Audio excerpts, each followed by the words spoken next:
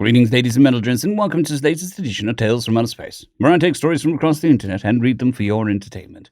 This particular story is called The Gods Were Arrested, written by Atra55. How dare you even touch me, mortal? I could smite you with 1,000 curses without effort. My father, Zeus, will send you to Tartarus for your hubris, thinking you can defy the gods. I will ensure that the rest of your existence is but a miserable succession of misfortunes that will leave you broken physically and mentally. Is that all you're going to say? Yes, I shall no longer indulge your desire to converse with the gods, given the horrendous method you used to fulfill it. You are really sure? The 2.2-meter-tall woman refused to answer. Mike wasn't going to give up so easily. It was the most exciting thing that had happened in his 12 years of being a security officer for this mission. And he would not keep Olympus and friends in there until authorities arrived. First of all, I'm pretty sure Aphrodite isn't Zeus's daughter, but she was born and Ornos' testicles fell into the ocean. According to the database, it depends on the version of the myth. Shut up, Simon. I was just trying to pressure her and turn off that pad. It's unprofessional for an interrogation. He once again turned to Aphrodite. The goddess was wearing a prison uniform that had tailored this morning, and a pair of reinforced handcuffs. She, of course, had been promising curses to the people who restrained her. But strangely, she never seemed to act on those promises.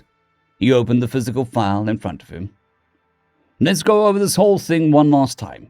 You claim to be Aphrodite Pendamas, citizen of Olympus, profession goddess of love. Now, there's already a problem with that, see? Olympus is not a UN member state, or even observer state. If you want a trial, you'll need to be affiliated to a member state. What is wrong with you? Bow down before your gods, instead of spouting nonsense at them. Calm down, Miss Pendamus.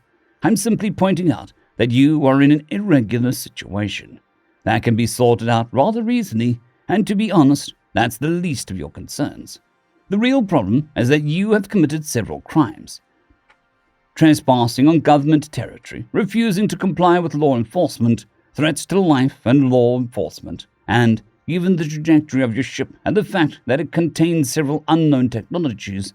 You'll probably be accused of impersonating UN officials, for first contact with aliens nonetheless. You dare suggest that human justice could possibly judge gods? Yes. And you should be happy that the ship you were on belongs to your father and not you. Unlicensed possession of relativistic spacecraft is a felony. He's likely to get a life sentence. That's pretty long for a god. You will not threaten me anymore, or I swear on my father that I'll personally torture you for the rest of your short, pathetic lives. Simon finally intervened in the conversation. Listen, Miss Aphrodite, we want to help you. We really do. But for that, we need to know the truth. Your situation is clearly, complicated. You're in a state of shock induced by cryogeny. If you cooperate now, I'm sure the judge will understand. Now you're trying to bargain with me, trying to earn my forgiveness. I don't know how bad you've been indoctrinated, but the mercy of a human judge is worth way less than the one of a god. Listen. We're going nowhere. Let's just stick her in a cell and move on to the next one. Actually, screw alphabetical order. Let's go for the man in charge already. Maybe he'll spill the beans. Many complaints by Aphrodite, a defrosting, and several explanations later. So, Mr. Zeus, this is the situation as we know it. As far as we are concerned, you are illegal immigrants who are also in illegal possession of regulated tech. And you trespassed on governmental territory. It is obvious, however, that our legal system isn't made to deal with Greek gods, or whatever you may be. So, if you were to explain what's going on, we may be able to make a deal. Where are your masters? The kings had reacted with impressive apathy so far, apparently accepting the absurdity of the situation with calm. This was certainly preferable to his daughter. But he didn't give much more information than her. Our government, you mean?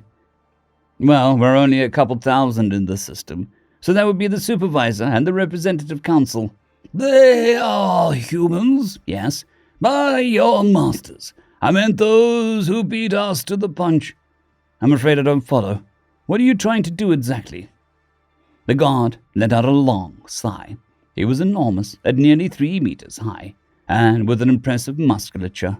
Yet he seemed almost small, with how much he curled up into a ball since he woke up.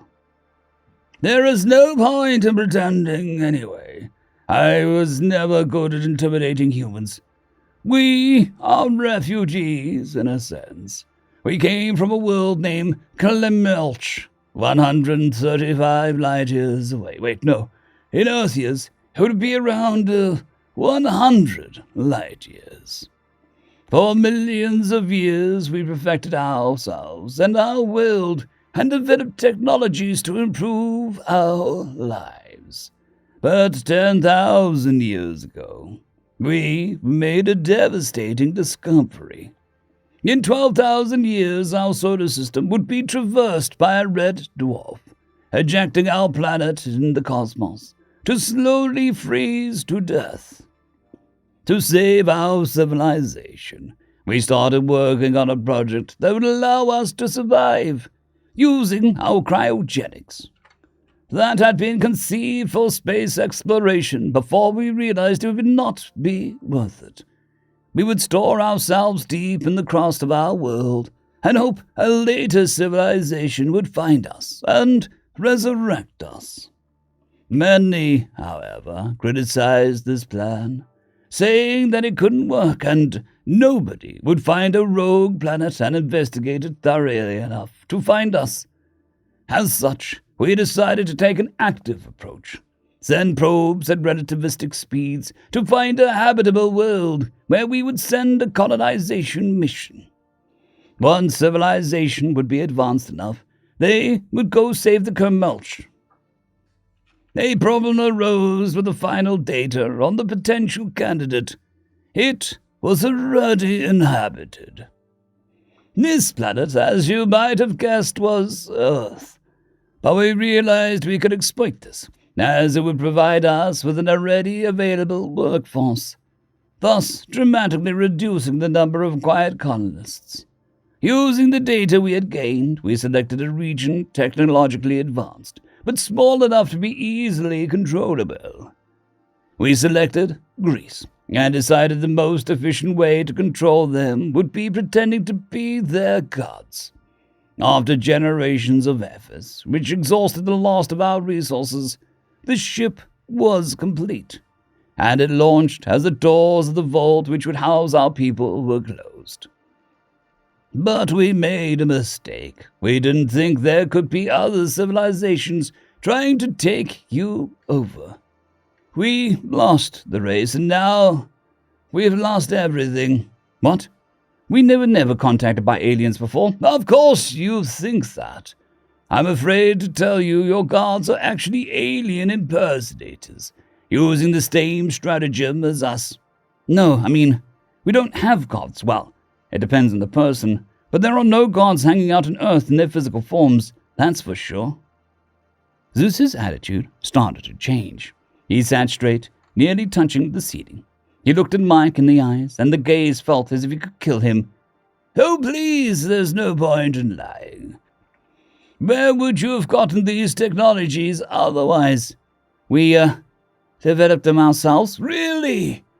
They went from an iron tools to interstellar travel in 3,000 years. I would find it hard to believe from any species, but yours especially so. You kill each other. You cower and pray before the natural phenomenon instead of trying to understand it. Not a single one of your cities is more than 10,000 years old when we found you. You have no stability. He was now standing, leaning over the desk. He began to approach what you would expect a meeting with Zeus to be like. But Mike did not back down.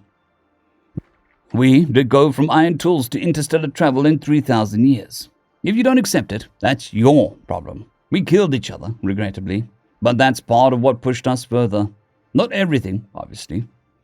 If you gave up space exploration because it wasn't worth it, you lack in long-term thinking. Despite the age of your race, you say that we're superstitious. There's only one person around this desk that refuses to accept reality because of his beliefs. As for why our cities were so young, it's simply because we didn't build any earlier. Now, maybe think a little before you insulting those you can save your species. Saving our species? You really think that you have the resources to evacuate an entire race? The amount of energy to accelerate that mass at the fraction of the speed of light is enormous, even if you are evidently better than us at space travel. Tell me, what do you think we're doing on the station these days? You are colonizing this system? Wrong.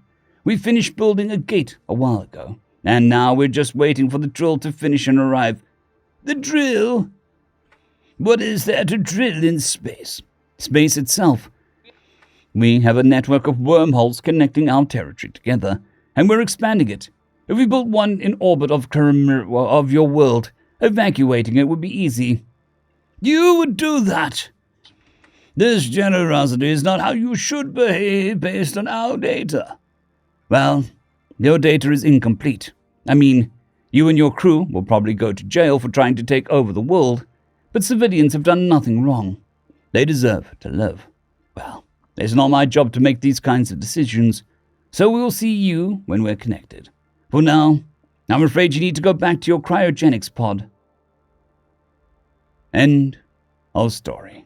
I would like to thank our T5 members and patrons, Casper Arnholtz, John Creighton, Vidmori, 050, Dragzoon WRE, and Elijah Silvercross. Thank you very much.